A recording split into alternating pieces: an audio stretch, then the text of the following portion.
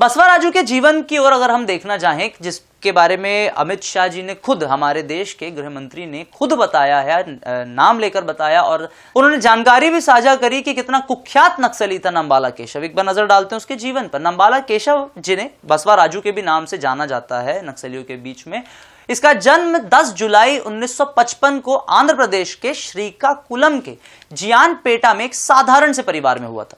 बचपन में वह एक होनहार छात्र था और वॉलीबॉल का खिलाड़ी भी था, जिसने राष्ट्रीय स्तर पर आंध्र प्रदेश का प्रतिनिधित्व भी किया था। वारंगल के रीजनल इंजीनियरिंग कॉलेज से बीटेक भी किया और बीटेक करने वाला यह युवा कॉलेज के दिनों में वामपंथी विचारधारा से प्रभावित हो गया। उस समय यह एक नया युवा था और विचारधाराओं की तलाश में था, और उस समय जिस प्रकार की विचारधारा इसके इर्द गिर्द रही, उनसे प्रभावित महसूस किया और उसने उसी विचारधारा को फॉलो करना शुरू किया। 1980 में अखिल भारतीय विद्यार्थी परिषद कार्यकर्ताओं से झड़प के बाद उसकी गिरफ्तारी हुई, जिसने उसे और उग्र बना दिया।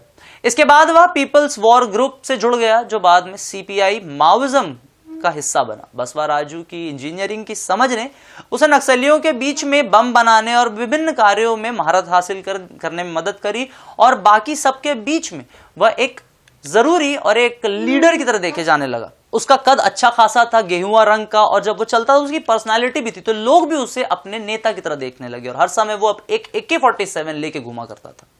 उस पर लगभग 1.5 करोड़ का इनाम था, और वह महाराष्ट्र के गढ़चिरौली में 15 कमांडोज की हत्या का जिम्मेदार था।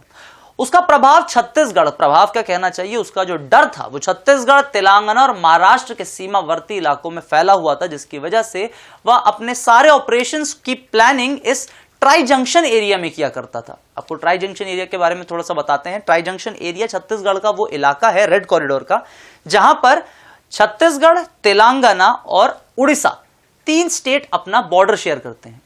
और ये 3 स्टेट अपना बॉर्डर जब शेयर करते हैं तो वहां पे एक ऐसा जंगल का इलाका बनता है जो कि नक्सलियों का गढ़ बनाने के लिए बहुत ही सटीक माना जा सकता है, क्योंकि वहां पर जो जगह है, और उस गांव का नाम अबूझमाड़ है, उन गांव के, और अबूझमाड़ का, गोंडी में अबूझमाड़ का मतलब होता है अनजान जंगल। अब अनजान जंगल यानी अनचार्टेड एरिया, अनचार्टेड फॉरेस्ट, जिसका नक्शा नहीं है, तो यहां से नक्सलियों को इंटरस्टेट जंप करने में आसानी होती थी, जिसकी वजह से सरकार को कार्यवाही करने में असुविधा आती थी।